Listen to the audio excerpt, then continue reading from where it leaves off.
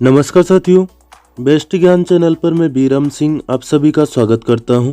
रोज की तरह आज के इस वीडियो में हम देखेंगे मध्य प्रदेश की अब तक की दिन भर की बड़ी खबरों का सारांश। वीडियो में दी गई जानकारी आपको उपयोगी लगे तो प्लीज़ लाइक जरूर कर दीजिएगा। सबसे पहले देखेंगे मुआवजा और सम्मान निधि के संबंध में शिवराज सिंह चौहान द्वारा आज की गई बड़ी घोषणा। उसके बाद देखेंगे मंत्रिपरिषद के निर्णय और फिर देखेंगे फसल बीमा के संबंध में महत्वपूर्ण अपडेट। तो सबसे पहले आप शिवराज सिंह चौहान को लाइव सुन लीजिए, कौन सी बड़ी घोषणा उन्होंने की है। और हम सब ये जानते हैं कि किसान कल्याण के काम लगातार भारत सरकार और मध्य प्रदेश की सरकार कर रही है।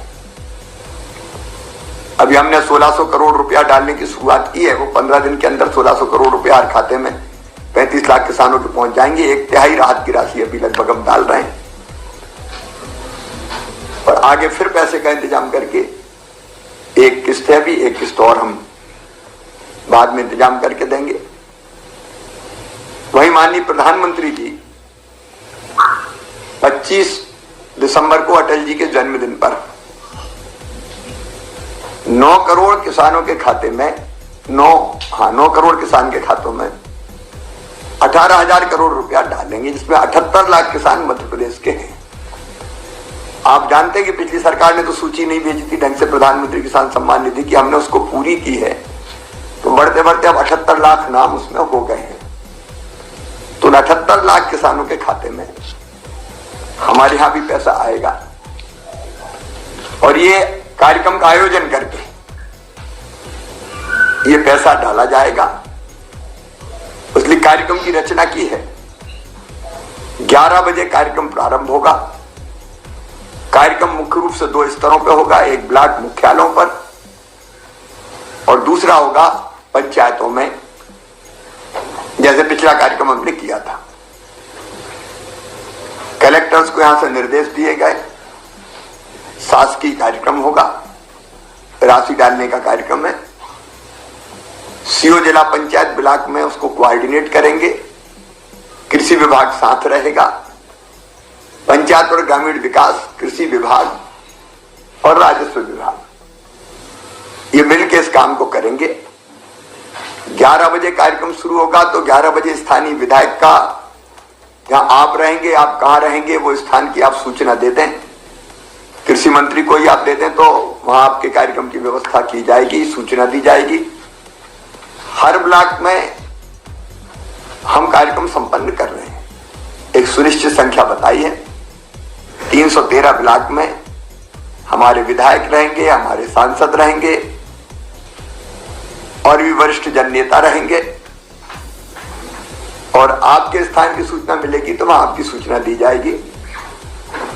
कार्यक्रम में कृषि कानूनों पे हमको नहीं बोलना है, लेकिन भारत सरकार और मध्य प्रदेश सरकार ने जो किसानों के कल्याण के काम किए हैं उन सब पे बोलना है। कृषि कानूनों पे तो माननीय प्रधानमंत्री जी बोलेंगे ही। 11:35 11:40 पे मैं भी बोलूंगा। उसके पहले विधायक, आप, एक जगह कृषि मंत्री भी रहेंगे और प्रदेश अध्यक्ष जी, सब लोग बोलेंगे। और बाद में ठीक 12 बजे में जब 2-3 मिनट रहेंगे हम अपना कार्यक्रम बोलने का समाप्त कर देंगे। 12 बजे सीधे माननीय प्रधानमंत्री जी आएंगे और फिर प्रारंभिक उद्बोधन केंद्रीय कृषि मंत्री जी का और फिर प्रधानमंत्री जी का मार्गदर्शन होगा। वो अपनी बात कहेंगे, मार्गदर्शन पूरे देश के ही करेंगे। इस कार्यक्रम का भी आयोजन ठीक से होना है तो उसकी चिंता भी आप अपने अपने जिलों में जरूर कर लें और आप कहां जाएंगे वो भी तय करके बता दें। अब हम लोग कैबिनेट के एजेंडे पे आते हैं। अब देखते हैं मंत्रिपरिषद द्वारा आज लिए गए निर्णय। मंत्रिपरिषद ने प्रधानमंत्री कृषि सिंचाई योजना हर खेत को पानी के अंतर्गत भूजल से सिंचाई योजना के लिए 1706 करोड़ 1 लाख रुपए की प्रशासकीय स्वीकृति दी है। इसमें राज्यांश 682 करोड़ 40 लाख 40 हजार रुपये रहेगा। इस योजना में मध्य प्रदेश के 5 जिले मंडला, डिंडोरी, शहडोल, उमरिया और सिंगरौली का चयन कर भूजल स्रोतों से बोरवेल निर्मित कर 62,135 हेक्टेयर क्षेत्र में सिंचाई सुविधा उपलब्ध होगी। राज्य पिछड़ा वर्ग आयोग के गठन एवं संरचना संबंधी निर्णय। मंत्रिपरिषद ने मध्य प्रदेश राज्य पिछड़ा वर्ग आयोग के गठन एवं संरचना के संबंध में निर्णय लिया। इसमें पिछड़े वर्गों से संबंधित मामलों का ज्ञान रखने तथा उनके कार्य के लिए जाने जाते होंगे ऐसे 5 अशासकीय सदस्यों की नियुक्ति की जाएगी। इसमें से एक सदस्य आयोग के अध्यक्ष के रूप में और अन्य सदस्य उपाध्यक्ष के रूप में नियुक्त किए जाएंगे। अध्यक्ष और कम से कम 2 अन्य सदस्य पिछड़े वर्ग से संबंधित होंगे। साथ ही एक महिला सदस्य को भी नियुक्त किया जाएगा। फर्शी पत्थर की वार्षिक डेट रेंट की राशि 2 लाख रुपए प्रति हेक्टेयर के स्थान पर 1.5 लाख रुपए प्रति हेक्टेयर निर्धारित की गई है। पट्टाधारी को स्वीकृत खदानों में से 75% रोजगार मध्य प्रदेश के मूल निवासियों को अनिवार्य रूप से प्रदान करना होगा। सरकारी तालाब, बांध आदि से गाद के साथ निकाली गई रेत का निवर्तन मध्य प्रदेश गौण खनिज नियम 1996 एवं राज्य सरकार द्वारा बनाए गए नियमों के तहत किया जाएगा। भू अर्जन की पुनर्व्यवस्थापन योजना तैयार। मंत्रिपरिषद ने निर्णय लिया है कि भू अर्जन के परिणाम स्वरूप विस्थापन के मामले में विस्थापित कुटुंबों के पुनर्वसन के लिए यदि ग्रामों में आकलित आकार की शासकीय भूमि उपलब्ध है तो ऐसी शासकीय भूमि के लिए सिंचित कृषि भूमि के बाजार मूल्य के 1.6 गुना के बराबर की राशि अपेक्षक निकाय से लेकर उक्त भूमि पर भूमि अर्जन, पुनर्वसन और पुनर्व्यवस्थापन में उचित प्रतिकर और पारदर्शिता का अधिकार अधिनियम 2013 के अनुसरण में पुनर्व्यवस्थापन योजना तैयार की जाएगी। जहां अपेक्षक निकाय राज्य सरकार के विभाग या उपक्रम है, वहां ग्रामों में स्थित शासकीय भूमि बिना कोई राशि लिए उपलब्ध कराई जाएगी।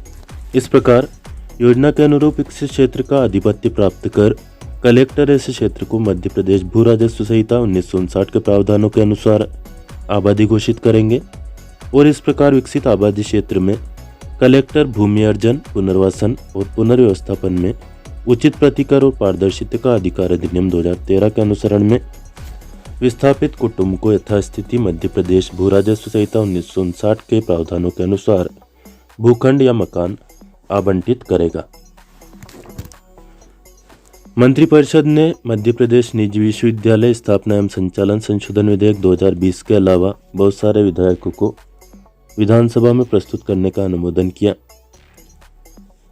मध्य प्रदेश ने मध्य प्रदेश निजी विश्वविद्यालय संशोधन विधेयक 2020, मध्य प्रदेश सिंचाई प्रबंधन में कृषकों की भागीदारी संशोधन विधेयक 2020, मध्य प्रदेश मोटर स्पिरिट उपकर संशोधन विधेयक 2020, Madhya Pradesh high speed diesel उपकर संशोधन विधेयक 2020 और मध्य प्रदेश कराधान अधिनियम की पुरानी बकाया राशि का समाधान विधेयक 2020 को अनुमोदित कर विधानसभा में पुनः स्थापित करवाने की सहमति दी। मध्य प्रदेश राज्य में खाद्य और दवाओं का अपमिश्रण रोकने के उद्देश्य से वर्तमान में परिस्थितियों को दृष्टिगत रखते हुए एवं तात्कालिक विधान की आवश्यकता को दृष्टिगत रखते हुए अपमिश्रणकर्ता के विरुद्ध आजीवन कारावास की सजा का उपबंध करने के लिए दंड विधि मध्य प्रदेश संशोधन विधेयक 2020 भी तैयार किया गया है। तो अब यदि मिलावट पाई जाती है, पकड़ा जाता है और सजा होती है तो आजीवन कारावास तक की सजा हो सकती है। इसे भी मंत्रिपरिषद ने विधानसभा में प्रस्तुत करने के लिए अनुमोदन दिया है। प्रधानमंत्री फसल बीमा योजना रबी 2020-21 के लिए पहले लास्ट डेट थी 15 दिसंबर, अब बढ़ाकर कर दिया गया है 31 दिसंबर 2020। तो 31 दिसंबर से पहले आप इस योजना में पंजीयन करवा सकते हैं। यदि आपका केसीसी है तो आपका ऑटोमेटिकली इस योजना में पंजीयन हो जाता है, लेकिन इसके लिए समय समय पर पलटी लगाना जरूरी होता है, तो वह जरूर आप कर लें। हाल ही में पूर्व मुख्यमंत्री मोतीलाल वोहरा का निधन हो गया। इनके सम्मान में मध्य प्रदेश में 3 दिनों का राजकीय शोक रखने की घोषणा मुख्यमंत्री शिवराज सिंह चौहान ने की है। मध्य प्रदेश में बाढ़ और कीट व्याधि से जो क्षति हुई थी सोयाबीन और अन्य फसलों में वर्ष 2019 की जो क्षति है, या यूँ कह लें कि 2020 की ही क्षति है तो वर्ष 2020 की जो बाढ़ और कीट व्याधि से क्षति की जानकारी हम देखें तो 39.95 लाख हेक्टेयर यानी कि लगभग 40 लाख हेक्टेयर क्षेत्र में नुकसान हुआ है। और यह नुकसान हुआ है 29 जिलों में। लिस्ट आप देख सकते हैं, आपका जिले का नाम है या नहीं है। अभी जो पहली किस्त मुआवजा राशि की भेजी गई है उसमें 891 करोड़ की राशि भेजी गई है। और यह राशि भेजी गई है इन 20 जिलों में, आप देख सकते हैं। यह जो राशि है जहां पर 33% नुकसान हुआ है उन जिलों में, उन तहसीलों में भेजी गई है। और जो 1600 करोड़ की घोषणा मुख्यमंत्री ने की है उसकी यह पहली किस्त है, 891 करोड़। यहाँ पर आपने मुख्यमंत्री शिवराज सिंह चौहान को सुना था तो वे खुद भी कंफ्यूज थे कि प्रावधान क्या है, इधर उधर देख रहे थे, आपने ध्यान दिया हो तो यहाँ पर स्पष्ट प्रावधान में बता दूं, ऐसा नहीं है कि 3 बार राशि आपके खाते में जमा होगी। ऐसा है कि 33% नुकसान जो हुआ है उसकी ये राशि है और 2 किस्तें रहेगी 1600 करोड़ की। तो पहली किस्त जो है वह अभी ये डलने वाली है जो कि 15 दिनों के अंदर आपके खाते में आ जाएगी और दूसरी किस्त उसके बाद में डाली जाएगी। खरीफ फसल 2019-20 के लिए जो समर्थन मूल्य सरकार ने घोषित किया था 2020-21 के लिए तो इसमें आप देख सकते हैं कौन सी फसल का कितना मूल्य है। एमएसपी में 50% वृद्धि का दावा सरकार ने किया था, घोषणा भी की, लेकिन क्या एमएसपी वास्तव में मिल रहा है? देखिए मक्का का एमएसपी 1850 रुपये, लेकिन मिल कितना रहा है 1100-1200 रुपये। यही कारण है कि लगातार किसान एमएसपी की मांग कर रहे हैं।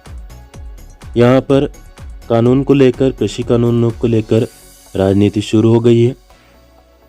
बीजेपी कह रही है कि कानून अच्छे हैं और विपक्ष कह रहा है कि बुरे हैं, लेकिन किसान की जो मूल मांग थी एमएसपी की वह राजनीति के बीच में दब कर रह गई है, क्योंकि न भाजपा चाहती है और न कांग्रेस चाहती है कि एमएसपी लागू हो।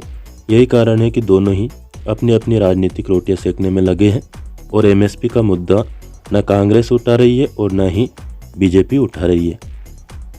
लेकिन एमएसपी किसानों को मिलना चाहिए, यह उनका अधिकार है।